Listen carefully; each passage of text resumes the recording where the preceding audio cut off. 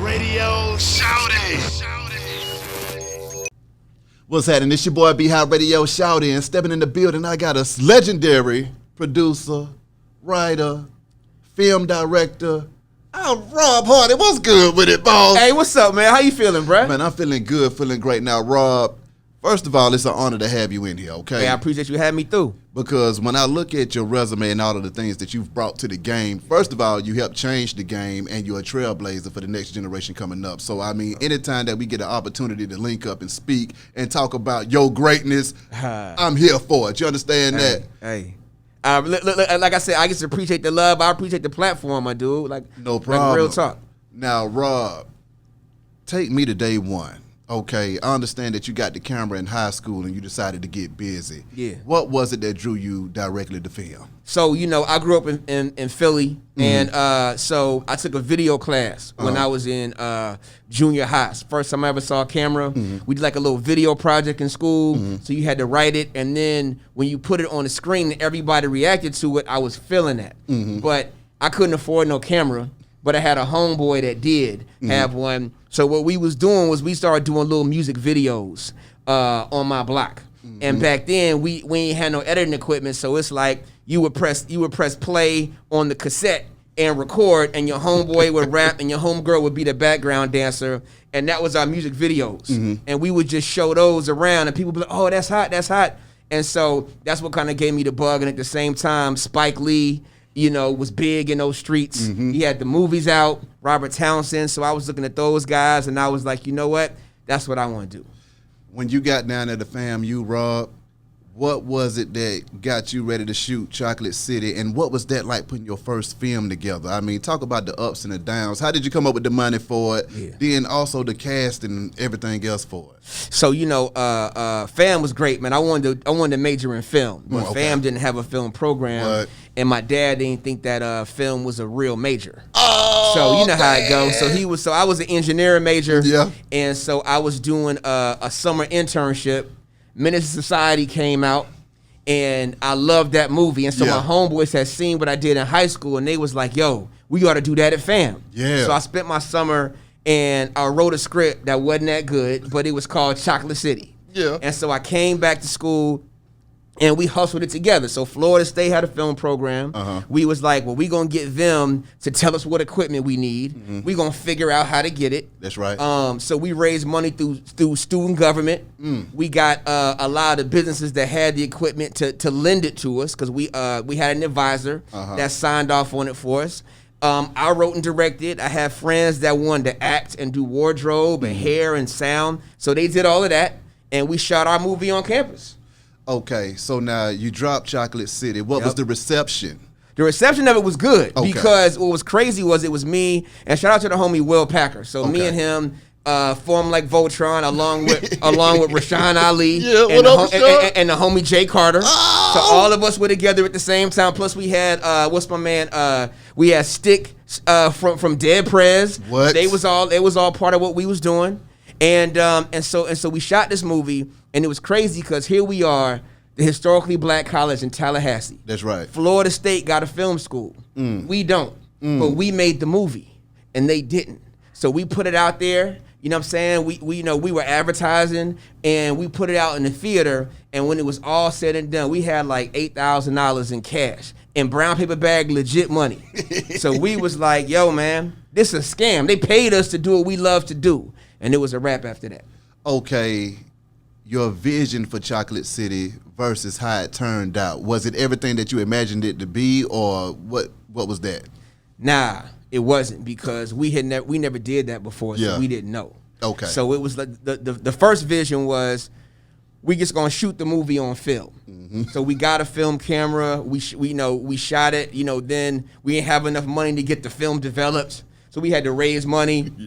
Then we had to borrow for the editing. And then when the movie came out, we was like, okay, we're going to have a big premiere in Tallahassee.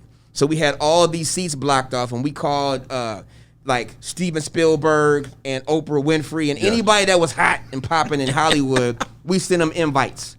So we had all these seats roped off, and ain't none of them people come to Tallahassee to see our movie. So that part ain't really work out like we thought it was. But we had a movie that was done, and we were legit. And then, and that led us to, taking the movie on the black film circuit, and we got a home video deal. Okay. Yeah. Then y'all come with Trois. We did. Trois, cult classic Trois. Amen. Okay. Amen. If the internet was popping back then, you would have broke the net. Okay. What was that like when y'all jumped off the porch with Trois? So, tell me about getting the home video deal first. Was that the first launch of the home video deal? It was. We when we were still at FAM our last year, we got a home video deal for Chocolate City. Oh my God. We did. So imagine, we a couple students. It's our last year. The movie's out at Blockbuster because Blockbuster was the big thing back then. And so, but it would be like one copy, and it was always rented. I think somebody stole the one in Tallahassee too, and they started bootlegging it. But that's another story. So we had the video deal, and we used that to try to raise some money so we could come to Atlanta. Yeah. So me and Will moved here. We was trying to, shop we was trying to figure out what the next movie was going to be, and we ran out of money. So we was like, we was cleaning shoe modeling establishments. And we was like, cutting grass and working as telemarketers. And then we was at Greenbrier Mall Barbershop. Shout out to the homie Brent Woods and Mr. Woods. And we was over there and we was having a conversation about Menage a Trois. And then the homie Will was like, yo, we should do a movie about a Menage a Trois. Because back then, Basic Instinct and all those kind of movies, were really big. Exactly. So we were like, well, we'll do our own black version of that. And we'll shoot it in Jonesboro, where we live.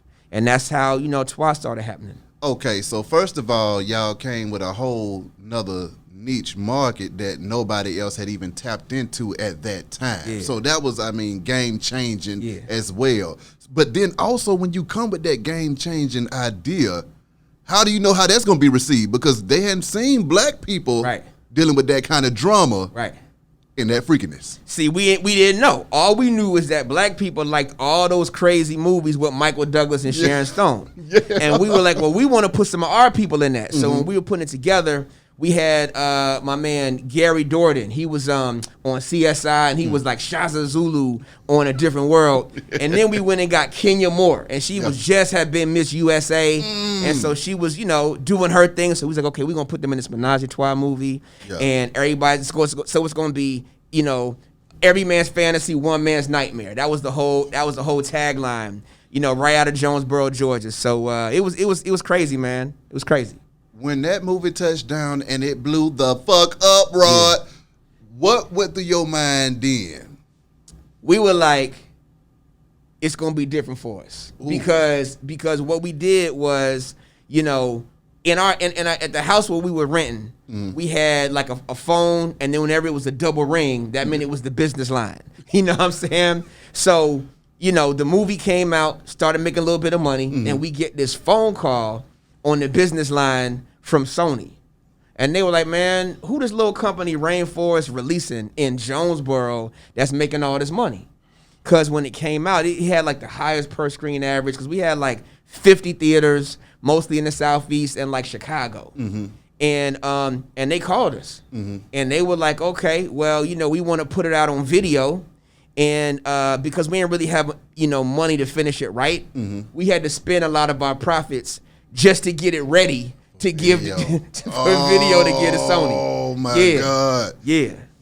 What was going through your mind at that time when you were like, okay, I'm trying to take it to another level. I want to kind of slick enjoy some of my profits in this thing, but I got to reinvest. Yeah. Well, you know what though? It was a hustle, and we was already coming out of fam, some broke dudes, you know what I'm saying? So being broke a little bit longer was all right. Exactly. And then when we went to Sony, they were like, hey, so what y'all got next? And we were like, at the time, like, movies like The Brothers and Love Jones was hot. So we were like, we got this romantic comedy over here. They were like, yeah. Well, what about Trois 2? We was like, Trois 2? We don't want to do that. But then you start thinking about, well, we do kind of need like that electricity on at the crib. So maybe we can figure out how to change that Trois 2 into Pandora's box. Oh, and my God. And that changed it for us. But then Pandora's box hit just as hard, too. So now y'all are on a winning streak. Yeah. Okay, so what was going through your mind when the money started coming in and you didn't have to reinvest as much? it took me a second to get used to that because we had been starving for so long that I never really believed that it was real. Because, you know, you could go and like when we did Trois, me and Will were the lowest paid people on the whole movie. Everybody, production assistants, everybody got paid more than us. And we were always thinking about investors or what do we do. So Pandora's Box was the first time somebody paid us for what we wanted to do. So we didn't really know if we could trust that. So, you know what I'm saying? So you go and you can stack your little money and you still eat ramen noodles and say, yeah, just in case that next movie don't come for 3 years, I got to make this little check last. Oh, my God. Yeah. So now when the money did come in and you felt free. Yeah. What was that like? I mean, how did your life change when you started to experience the movie money? Well, you know, it's funny because when we first started getting paid, it was, you didn't really think about it because you were trying to hustle to get the project, and then you were always afraid that you wouldn't work again. So you would just kind of, you wouldn't really ball out. You would just kind of sit on it and then try to get your next project and then try to get your next project because you were kind of living project to project. You know, like how Andre was saying in that Elevators, I live by the beat, so you live check to check. You know what I'm saying? So that's kind of how it was for us at that time. Stomp the Yard. Yeah. Now, I know I'm fast forwarding a little bit, but with Stomp the Yard, that was, first of all, Rob, it's safe to say that y'all make classics, sir. I appreciate that. These are classic movies that I'm mentioning right now. I appreciate it. When Stomp the Yard hit, it showed that whole HBCU movement. Yep. What was that like, being able to actually document that and just bring it to the big screen and just share that with the world at a time that folks hadn't seen it since Spike Lee about 10 years, 15 years earlier? Let me tell you something. That was one of my most, that was one of my best filmmaking experiences. And I didn't even direct that. So shout out to Sylvain White. He was a dope director that came and killed that movie. So shout out to him. But that movie, we did that 10 years after living in Atlanta. And so we were shooting at Morris Brown. Yeah. We had like lines coming up. And you know, we some FAMU dudes. So we have FAMU people all through that movie. They was on the line. They was in the background. And so just being there, you know, with these frats, and we alphas. Yeah. So to be able to kind of recreate our stuff and do all of that, it was, it felt good. And then I remember when the movie came out, I was in LA. And I was at this theater, and it was these two cats that was watching the movie. And they looked like, you know what I'm saying, you know, that maybe college might not be at the top of their list. But they were watching the movie, and when it was all said and done, they sat there for the whole credits. And then one dude turns to the other. He was like, man, you know, after watching this movie, I kind of felt like I could go to college too.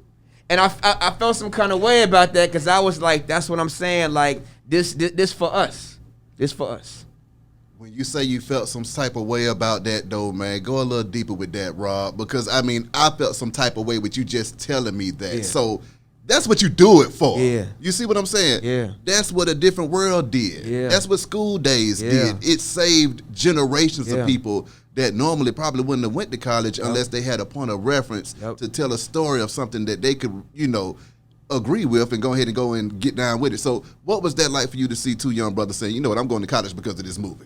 It made me feel good to be a part of something that was bigger than me. That was bigger than just a movie. And I love the movie. But, you know, when you go back and watch Stomp the Yard, it's about a guy who didn't feel like the college life was for him. That's right. He felt like, you know what I'm saying, that was supposed to be his brother's dream. And he felt like because he had a past where he got into some trouble, maybe he wasn't worthy of it. And I feel like everybody else gets to make mistakes and everybody else gets to do whatever, and they can still go on and be great. So we could do that too. And here's a school, a black school that says, nah, you worth it. And not only you worth it, you can represent and achieve because you came here. Exactly. And it just felt good to be a part of that. Now on the other side, when you were #1 for 2 weekends in a row. Yeah. How did that feel? Yo, you know, it was crazy. Like it was surreal. Like, you know, it was kind of like this thing of, so the movie comes out. And when the movie comes out, I had just started apprenticing in TV. So in the TV, so on the movie game, I got this successful company. I got my partner, Will Packer. We got the #1 movie in the country 2 weeks in a row, shot in Atlanta. Come on. On the TV side, I'm intern boy in LA getting coffee. And so trying to work my way up in TV when the movie comes out. Oh, so Cass is like, hey man, ain't that your movie? That's #1. I was like, yeah, that's my movie. They was like, word. Hey, so go ahead and give me that coffee right quick. You know what I'm saying? So it was a big thing in humility. Because it's like, you know, even though the company was doing this thing, my journey just kind of had me going down a different path. Talk to me about your journey and juggling humility and success. And I'm talking about massive success at the same time. Yeah, you know, it was one of those things where, like, you know, I'm a director, right? And I directed a lot of the stuff that Will and I did together until Stomp the Yard. I didn't direct that movie. And Sylvain White that did it was the right guy for that movie. That's right. And so that really took our company and him as a director to the next level. But because I helped produce that movie with Will, people forgot that I was a director. So then they ain't want me to direct anymore. So they was like, yeah, you can't direct me, but y'all can produce this over here. Yeah. So TV gave me the outlet to be able to direct again, but it just meant that I had to pivot and and fall back for a second and then reinvent myself to come down this lane. So that was just a humbling experience, but what it did was it showed me that, like, in our business, in our life, we always pivoting. So you're going to be doing one thing, but if the industry changed or something happened, then you fall back and say, okay, you know, like Diddy, you know what I'm saying? I was Bad Boy first, and then I was Sean John, and then I was Ciroc. You know what I'm saying? But it's all good. You just evolving with the times. Exactly. Yeah. During that time, what was the point that you thought to yourself, you looked at Will and you said, hey, man, we got the game in the chokehold and we're on the winning streak out here? You know, so it's interesting. Like we did after Stomp the Yard.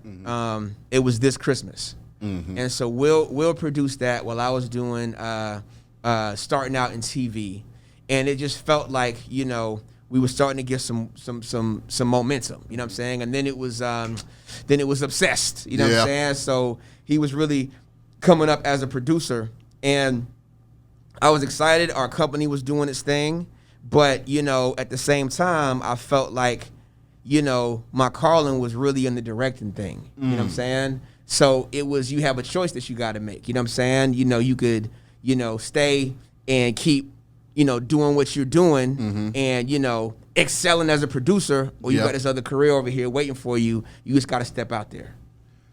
When you got into television, Rob, what was the difference between television and film for you? So in movies, it was my company. So I was the boss. I was the HNIC. You know what I'm saying? It was me and my homeboy, and we hired everybody and we cut the checks. Yeah. In TV, it's a little different because TV, you come for an episode of somebody else's show. So imagine if you got a season of, I don't know, Power, and one season is like a book. Every episode is a chapter. So you come in and you're going to do chapter 7. So then you got to talk to the writer about what they like, and then you got to figure out how to tell their story in your own creative way. But they kind of help guide you because they know what's going to happen in chapter 8 after you gone. Okay. So that was the biggest thing, and I didn't have the support system of my homeboy, and I wasn't cutting the checks to be able to say, hey. So I had to come in and figure out how to, work a new situation where I was still the guy, but I wasn't the guy like I was when I had my company. Now, feeling that pressure, is that what made you say, let's crank up this Bounce TV? Yeah, absolutely. So I think with Bounce, we knew the guys from Bounce, Ryan Glover and Jonathan Cates and those, because we did a reality series with them. So we did the sequel to Stomp the Yard called Stomp the Yard Homecoming. And then out of that came this reality show called The Sprite Step Off. So we partnered with them to get that made, and then we put it on MTV2. So It was a big success, and so then when they were forming Bounce, they were like, well, hey, we want y'all to come in and help us and help consult to make this thing work. And then because we had a good experience, and I was doing TV and Will was doing movies, so again, we came and made that Voltron move, and it was all good. So now, starting a television network, though, that's a whole nother massive undertaking that y'all had to go into. What was that like, putting the brain trust together again, like Voltron, to make it do what it was supposed to do? Hey, man, you know, it was cool because you got a chance to put, like, your creativity together with business to say, well, if we could help program something, what would it be like? You know what I'm saying? Like, you know, why should the audience care? Yeah. So we got a chance to be kind of on the ground floor of like trying to make something like that happen. So that was cool. So now when we go back to television and we talking about those chapters, when they passed you the ball and they said it's time for you to hit this chapter in Power. Yeah. What was that like? Because now at that time, you know, you got, that show was powerful. Yeah. Okay, it's still powerful. Yeah. But what was that? Did you feel any pressure going in there to do that one? To do Power? Yeah, Yeah. absolute. You know what I'm saying? And as a matter of fact, I was just coming off of Empire season 1, so they was comparing the two. Oh! So I did Empire in Chicago, went to New York to do Power. And yeah, it was a lot of pressure, man. It was a lot of pressure, and I knew Omari because he, you know, he's from Decatur, so I knew him from back in the day. I went to fam with his brother Malik, so there was some history there, and you know, but it was love though, man. Like the energy on that show was great. Courtney Kemp that created the show, 50, everybody was cool. Empire season 1. Yeah, That was that season. Okay. Yeah. To be a part of that greatness, what was it that you brought to that show, and how did you feel being in that mix of that whirlwind? It was crazy. I knew something was happening because, you know, you'd be like in the production meetings and, you know, Empire had all those cameos, those famous cameos. Yeah. But it would never say the name of the person. It would just say famous artist. So, you know, you're sitting in there and they're talking about, yeah, well, maybe we'll get Prince or maybe we'll get Lenny Kravitz. And I'm looking around like, Prince and Lenny Kravitz?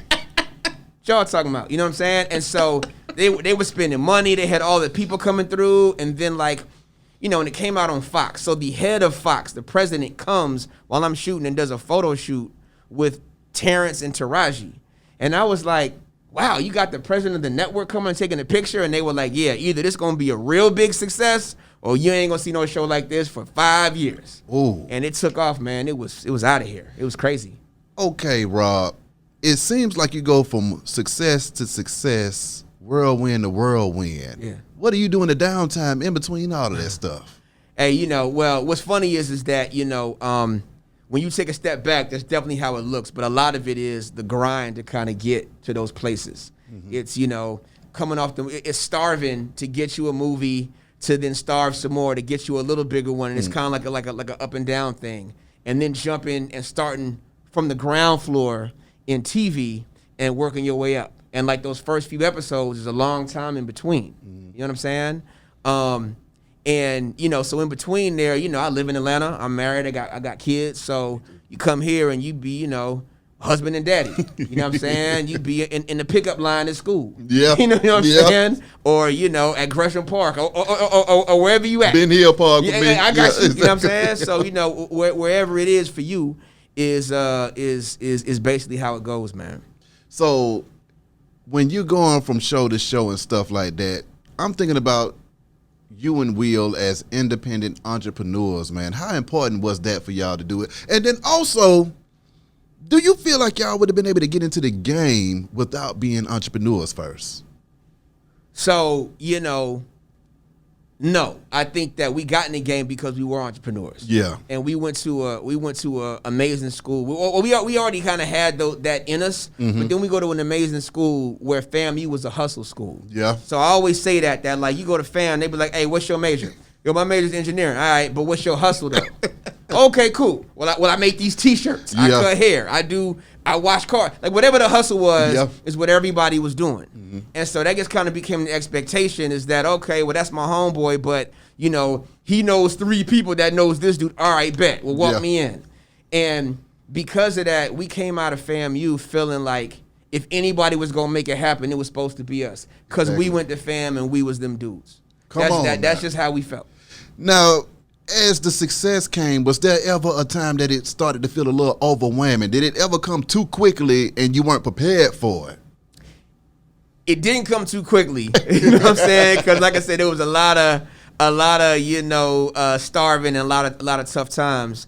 So it didn't come too quickly, but it definitely was something that we weren't used to. Mm-hmm. You know what I'm saying? I mean, we kind of always felt like, wherever we are, we gonna have a good time. Mm-hmm. If we don't have no money, we gonna invite some friends over and we gonna split a six and watch bootleg cable. We gonna be them dudes.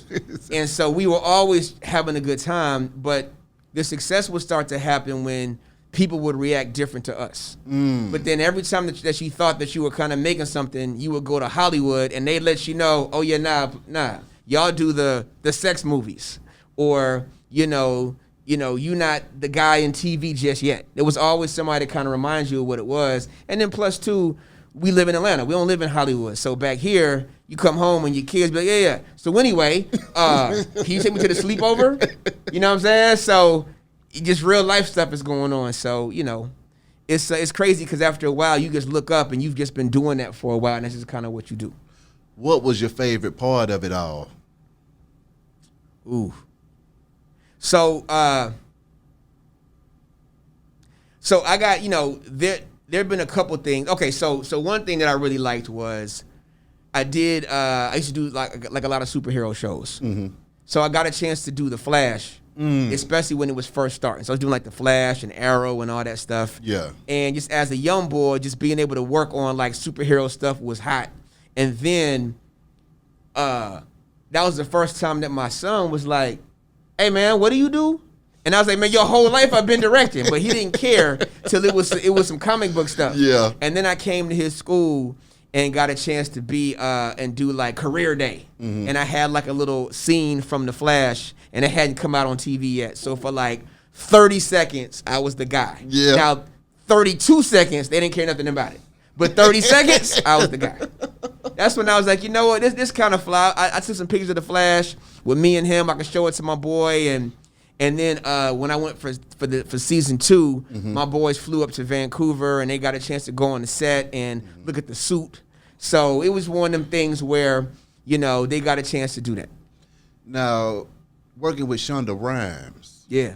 Talk about that. I mean, How to Get Away with Murder and all of this good stuff that they have going on over there. Yeah. What was that like for you directing that? It was great. First of all, Shonda's cool. You know what I'm saying? So she's real laid back.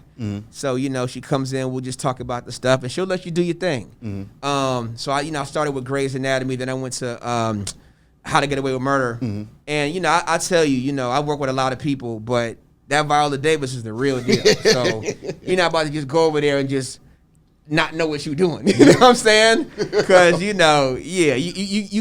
just know like a special talent when you see it. That's right. And that's her. And it's crazy because it's like she got this energy about her where it's almost like she's like regal or something like that. You know what I'm saying?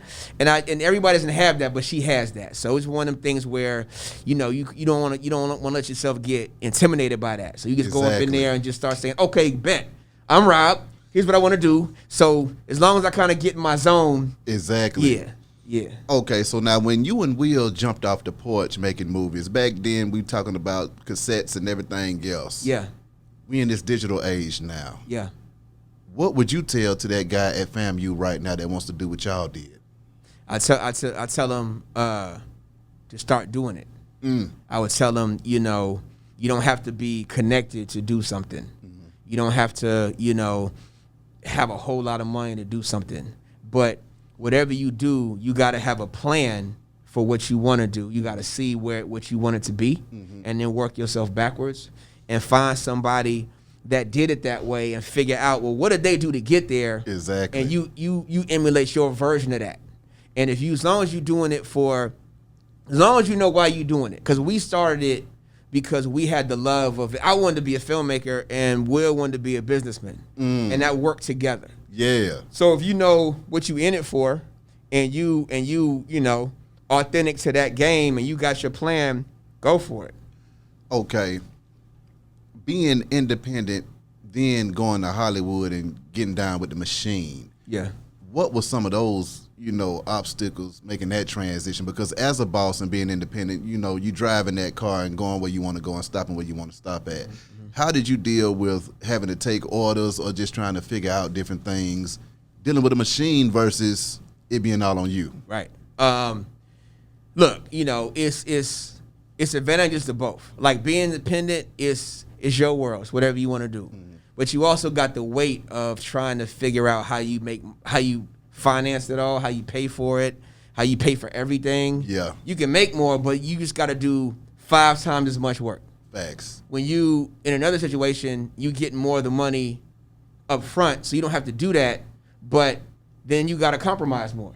Yeah. And you just try to work to find people to where y'all share the same kind of vision. Because sometimes whoever's got the money, makes the rules, and they say, yeah, we don't want that actor, we want this. And we want the script to be this. Yeah. And you're always trying to figure out, how to compromise enough to get what you want, but still make it feel good inside. As a creative, what was that time that you felt like you was in your zone and that you was really killing stuff? When I did, well, I don't know that I felt like I was really killing it until it was done. I saw it. Because like a lot of times you can be in your zone and it feels good, but you don't really know that you're killing it. You're like, man, I hope this works out. You know what I'm saying? Because y'all ain't gonna see me again. When I was doing All American. Yeah. You know what I'm saying? So we was doing a pilot for that. We was out, in South Central shooting that.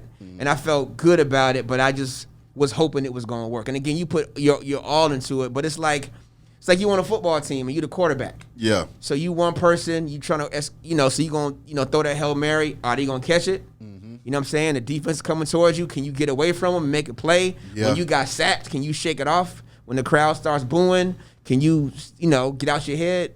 That's kind of how it feels. And then when you win the game, you thinking back, you're like, man, yeah, hey, yeah, we killed that. But when you in it, you just trying to stay in your zone and shake off all the craziness that happens. During the time in this industry, is this where you wanted to be at the whole time, or did you ever think about pivoting out of the whole entertainment industry altogether? No, that's where I wanted to be. What was it that allowed you to be able to stay down the whole time then? Because I know, like you said, sometimes it was up, sometimes it was down. Yeah. So what would you tell yourself to keep yourself motivated? I would tell myself, my young self, hey, have faith, have a plan, keep working at it, and enjoy whatever phase you at.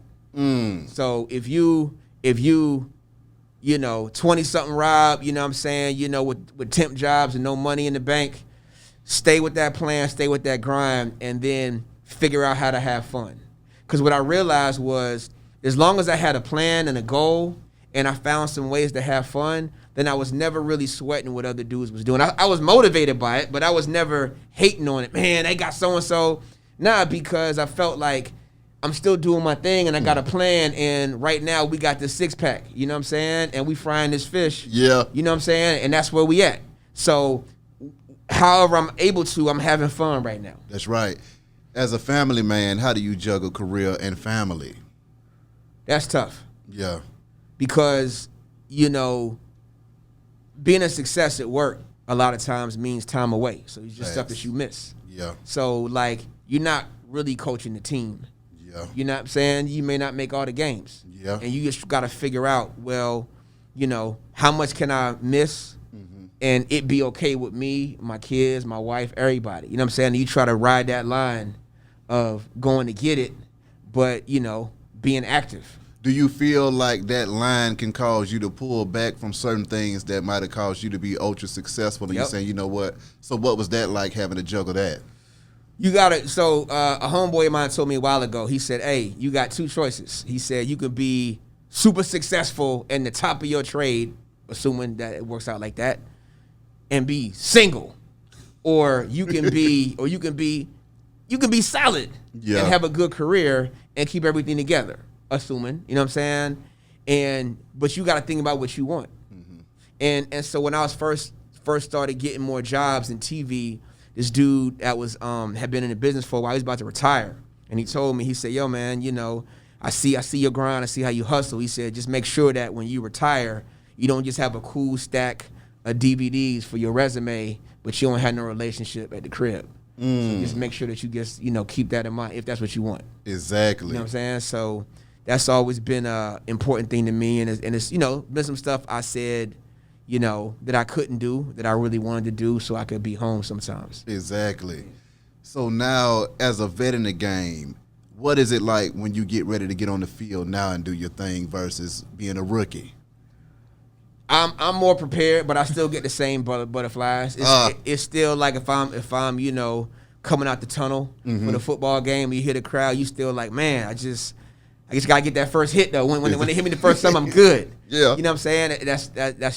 That never goes away. When you think about the business part of the industry as a producer, when you said, okay, with Rainforest, I'm stepping back as the director and I'm gonna be a producer, how was that change for you? That was tough. And I stepped back from directing at first because when we did Trois, it was an erotic thriller. So everything that we got offered in Hollywood was another erotic thriller. Damn. And I didn't want to just be the erotic thriller dude. And my peoples already thought that we was lightweight, some porn people. You know what I'm saying? They was like, y'all over there making porn. I was like, nah, it's rated R though. It's rated R. They was like, nah, we know what porn is. You know what I'm saying? So I fell back into producing. And so then when we got good at it, it was like, man, this could really be a good business. But I knew inside that wasn't really where I wanted to be, and it was tough when you got something that's working, but you're supposed to be doing something else. My God, so those tough decisions, Rob. Yeah. How do you go about making those? Hey man, talk to people I trust. Pray about it. You know what I'm saying? And try to play it out to the end and say, well, if I stay here, how's this gonna look? And how am I gonna feel about how this looks? Like when it's just me by myself. You know what I'm saying? Not for what everybody else wants. As a self-made man, though, too, going into there with an independent mindset and just being able to blow it up. Because first of all, Rob, I'm looking around, you and Will and Tyler Perry. That's rare. Who else?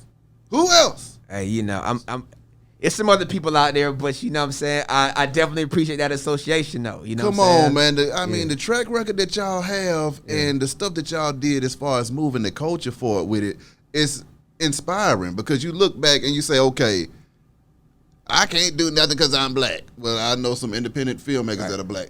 I can't do nothing because I ain't got no money. Well, I know some independent filmmakers that didn't have no money and still got it done. Yep. So, with that being said, do you feel like it was a prophecy fulfilled and it was a calling for you to go and do that? Or do you think that, y'all willed it and made it happen? I think it was both. I feel like, we planned and we hustled and we worked to make it happen. But I also feel like it was for us. And I feel like everybody got certain things that's for them, but then they got to work to make it happen. And there's some things that just aren't for you. So no matter how much I practice, I might never make the NBA because that just might not be for me. No matter, you know what I'm saying? Yeah. But we had to hustle and work hard and still do, still to this day. So, I'm just grateful for that. You know what I'm saying? But also, by the same token, just always open to, reevaluating. And, if stuff needs to change, you pivot. As a businessman, what was the check for an expense that made you say, ah? And what was the check for a payment that made you say, okay? What was the check for an expense? So I remember when we first went to L.A. and we had to get a place out there because all the business was out there and we were paying rent out there. And that rent was more than our mortgage in Atlanta. Yeah. But you got to do that just to be able to go and make that happen. That was, you go through a lot where you spend a lot just to try to keep the business going. Yeah. And you're trying to figure out how it all makes sense. You know what I'm saying? So that was real. You know what I'm saying? And on the flip side, it was when, where you realize, wow, it's a great business. It was when I started getting into TV. Okay. And TV is just very different from movies. Movies that has all the glitz and glamour, but TV is you get a lot more success in TV.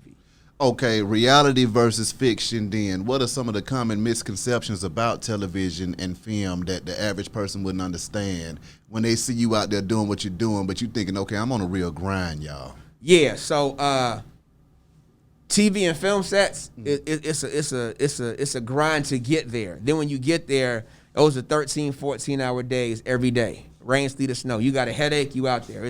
It's 2 degrees below zero and raining, you out there. You know, so I would have people that come out there and say, hey, Rob, I'm going to come through the set. All right. And then they come out there and they're like, yo, you did the same thing over and over and over again. And a buddy of mine visited me one time. I was out of town on a show. And he said, yo, you worked 15 hours today. and it's 20 degrees outside. And you worked outside for 15 hours. I was like, yeah. He was like, oh, yeah. He was like, yeah, that ain't for me. You know what I'm saying? That was what he was saying, like, off top. He was like, I can't even imagine nothing like that. After having the career that you've had so far, are there any new goals that you set for yourself that you're trying to obtain? Yeah. Right now, it's more so about producing content, creating more content. It's also helping other people produce stuff. We have a PA program here, production assistant program called Amazing Stories. I run that with Nina Packer, and it's based out of East Point. And so we basically train our folks to be production assistants on TV and film sets, and then help them find jobs. That's awesome. So the excitement for me is to be able to go back into our neighborhoods and give people a shot. You know, and I'm not talking about like as a director or writer or producer, because that's a specialized thing. But I mean to drive a truck, to pull cable, to hold a camera, to cook food, but all that stuff on movie and TV sets. So that way, you know, when they come to Georgia, you can't come here and say that you can't find qualified people that look like the people that live here. You know what I'm saying? Exactly. So we just want to be a part of, you know, even if it's a small part, we want to be a part of that. First of all, y'all was shooting in Jonesboro. Then you fast forward 20 years later, and Atlanta's like Black Hollywood in the South. What goes through your mind when you thinking, I already knew what time it was down here? It's crazy because when we first started and we was like on the scene and we would leave Atlanta and go to the film festivals, they would be like, y'all from Georgia, y'all some country bumpkins from Georgia, and we'd be like, first of all, we not from Georgia, but secondly, we live here and we proud of where we live. And man, who would make like after a while you'd be about to fight somebody because he felt like they was trying you. It felt like when Outkast went to the Source Awards, and they was like, "Oh, we gotta say the South got something to say." Facts. We felt like that everywhere we went, me and Will, because it was always either you from New York or L.A. or maybe Chicago. But if you wasn't from one of them three, you didn't count. Exactly. So we was like, all right, so we just gonna be the Atlanta boys then. Come on. Yeah. Can you speak on you and Will's partnership and how y'all been able to keep it together? Yeah, so me and Will, homeboys, you know, from fam. Yeah. You know what I'm saying? Both of us were going to other schools who then wound up getting money to go to fam and found each other. Fraternity brothers, friends, you know, starved together, fought each other. You know how it go. And came up together. And then at a certain point, stopped working together. You know what I'm saying?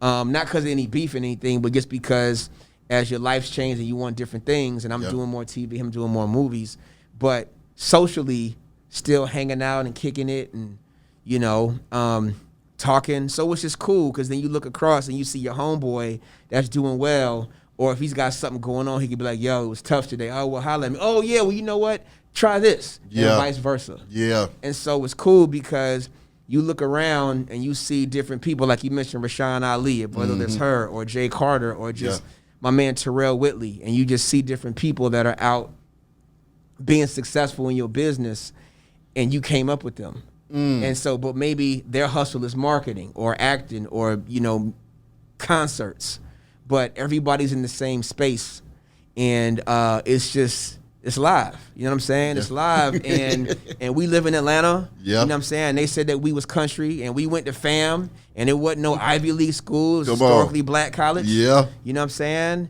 And, you know, like I said, we feel like we supposed to be here. Exactly. It's like we feel like Atlanta's supposed to be here. Facts. You know what I'm saying? When you see all of these movies getting shot around here, though. Yeah. I mean, how does that make you feel knowing that you slick pioneered a lot of that. Hey, you know what? It feels great. You know what I'm saying? But it also feels like, as far as our place in it all, it feels like, we stepped in. It feels like somebody was going to do that, but the way that it all worked out with the universe, with God, was that we had our opportunity to be there at that time. Mm-hmm. So we happen to be a part of that story. Mm-hmm. You know what I'm saying? And to still be here, a part of that story in a different way, is love. Now, as a film director, what is that like do you miss, a television director, excuse me. Do you miss the film side of things? Yeah. I do. It's the storytelling is the same. Okay. You know what I'm saying? So it's not like, it's not like what you shoot, how you prepare from TV, movies, all the same. It's just that movies or TV is an hour and movies is an hour and a half to 2 hours. That's the only difference. And you get a chance to depending upon what show you go to, you might have more creative freedom. And if you're doing a movie, depending on who your boss is, you might have more creative freedom. When it comes to streaming and this whole digital age right now, how do you feel like that's impacting content creation and the lines that are being blurred between radio, television, and film now? Right. I think that it's all kind of the same thing. I felt like, before movies were over here, TV was over here, but now because there's so many places that need content, you got all these movie stars that are doing TV content. And then when COVID hit, people stopped going to movie theaters. So now big budget movies are coming out on cable. Yeah. So it makes it, or coming out on streamers, so it makes it all like the same thing now. How do you feel like the entertainment industry is going to change coming out of COVID? Well, I think that they're probably going to make less big movies. What? And well, I think that the streaming cable side is going to stay the same. Yeah. I think that when stuff opens up, people are going to go back to the movie theaters because they want to get out the crib because they've been there for a long time. Yeah. I think that. And I think right now the trouble is that because people keep getting sick and they keep shutting movies down and keep shutting shows down, everybody's trying to figure out how this is going to be going forward. Exactly. So, creating content. As a director now, what kind of content is it that you want to bring to the game, and what stories do you feel like haven't been told? Yeah. I want to tell good stories, that make you that are fun and that are entertaining, but at the same time, can make you think without even knowing that that's what's happening. You know what I'm saying? That suck you in. Like there's a show I'm watching right now called The Boys, and it come on Amazon. It's like a superhero show, but everybody's dark. You know what I'm saying? And corrupt. Yeah. But that show was a story about America and how America works, and you don't even really know that when you watching the show. Yeah. But you get so caught up in it. But then when you take a step back, you're like, yo, that's exactly how it really is. Exactly. But when you watching it, it's just a fly show. So I want to be able to do stuff like that. As a person that's great in your own respects and right, who is it that you respect as a great in your field and that you came across and you said, you know what, you the GOAT? Man, it's different people for some of those things. But one person that I felt like that about was John Singleton, the late great. And when we were first starting, John showed us a lot of love. So when we had Trois and we were at the festival, the two guys that really showed us love, it was John Singleton, who I looked up to from Boys, and Robert Townsend, who had Hollywood Shuffle, exactly. and 5 Heartbeats. You know what I'm saying? And Warrington Hudlin, shout out, who was our mentor, the Hudlin brothers, who did House Party. Those guys really looked out for us, and John in particular, he was doing movies. He was doing TV like Snowfall. He always spoke up and was an activist. He always gave money. He always helped younger filmmakers, and I just, I was feeling that. Yeah. I was feeling that. Robert Townsend, another one of my favorite directors and filmmakers. Yeah. What was it like talking to that guy and picking his brain? It meant a lot because even though I knew that Spike, when I was coming up, even though I knew that Spike was an independent director, I don't know. Robert Townsend felt different because he did Hollywood Shuffle, which I thought was funny. Yeah. And I heard that he paid for it on credit card. Yeah. So that was the line coming in.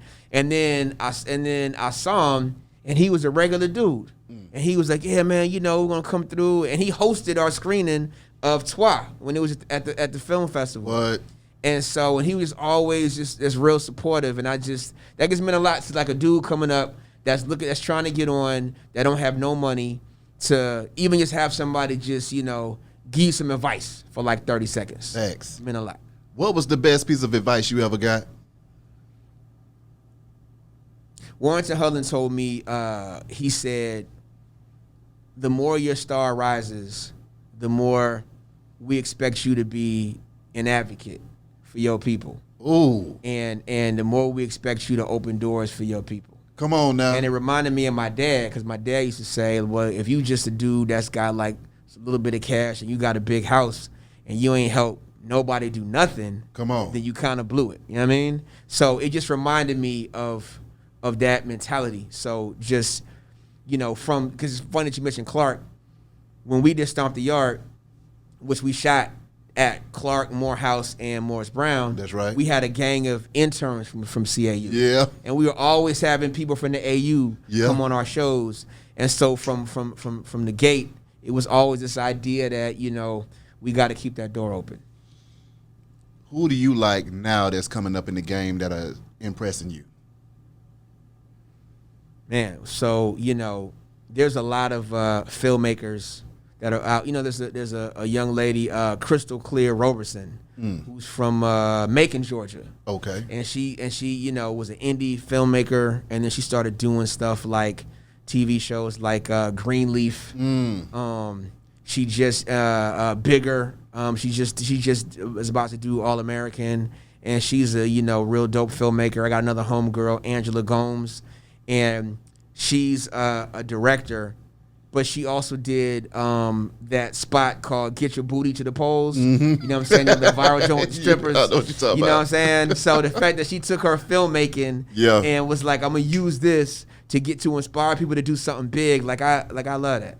Now, out of all of the shows that you've directed, which one was your favorite show? Hey man, listen, I will say this.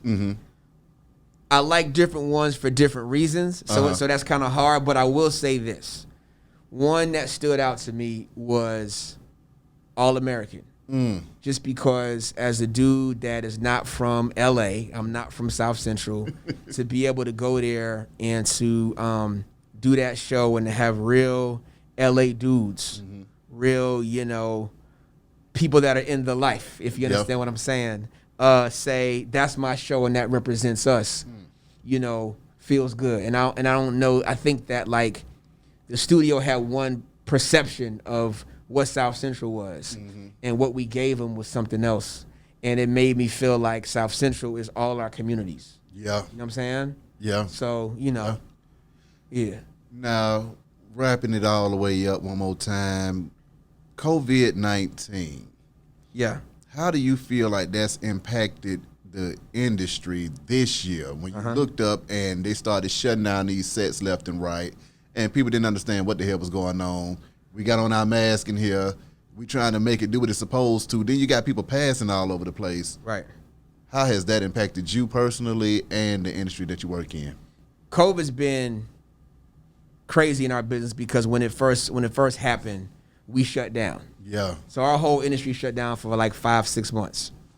Then, you know, to go back, you gotta, well, depending on where you're coming from, you gotta quarantine. So you in the house for 14 days. Yeah. You can't go out. You getting COVID tests every other day. My God. You know, you wearing mask and goggles just to be on set. If somebody in this room gets sick, then once he gets sick, then everybody that's in this room got to go home for 14 days.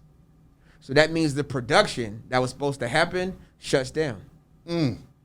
So if I go out on the weekend and kick it with my homeboys and I don't have a mask on because, you know, Charles is in town, then they going to say, well, the check stopped because Rob was hanging out and he was posting, you know what I'm saying, on the gram because they was there, you know, Jazzy Tees, you know what I'm saying?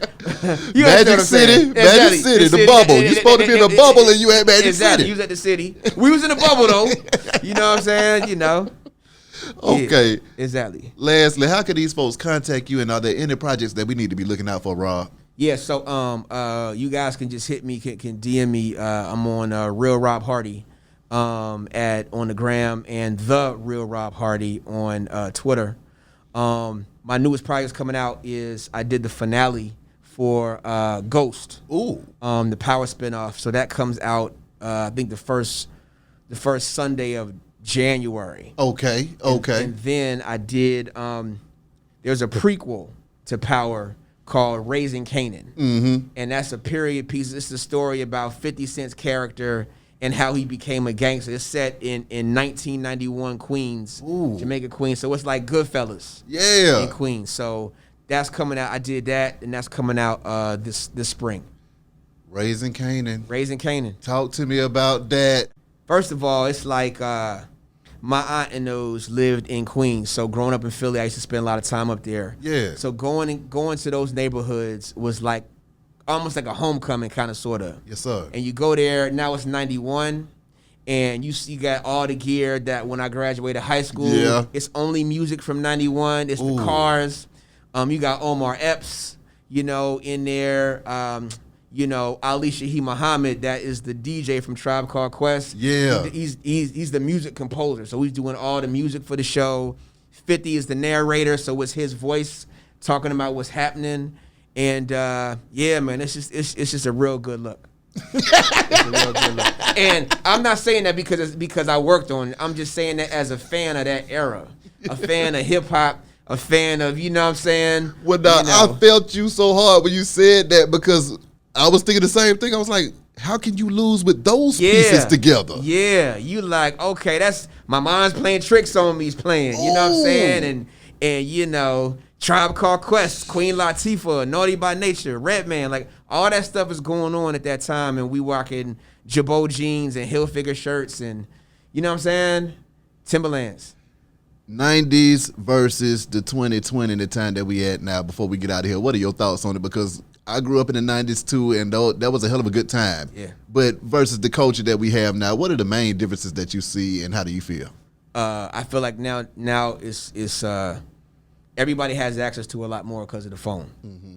Everything now is more all the same, because you can go on the gram or TikTok or whatever, and whatever they doing in Orlando or Dallas or Miami, all kind of like looks like what they're doing in New York or LA, yeah. Right? But back in the 90s, if you saw somebody from DC, you knew they was a DC dude, because they had a style that said, I'm from DC, yeah. which is very different from I'm from Memphis or the Chi or Philly or whatever, because we just didn't have the access. The only access that we had was you watching Yo MTV Raps or BET Rap City, where you would say, hey, in this episode, we going to Compton. So you tune in and say, hey, what them dudes from Compton doing? Yeah. There's Ice Cube in them, you know what I'm saying? Yeah. So it felt different. Yeah. You know what I'm saying? So coming from Philly, going to Florida, where 2 Live Crew and Luke and Splack Pack and all them dudes was popping, you know what I'm saying? It was a culture shock. Yeah. And I didn't have the internet to be able to prepare me for that. So you just had to experience that. That's right. That's You right. know what I'm saying? Rob, appreciate you coming through this thing, boss. Hey, I appreciate the love. You know No what I'm saying? problem. Wish you nothing but the best and much success. Same to Behind you. Radio Shouter, we up out of this thing. I'll holler at y'all. My man.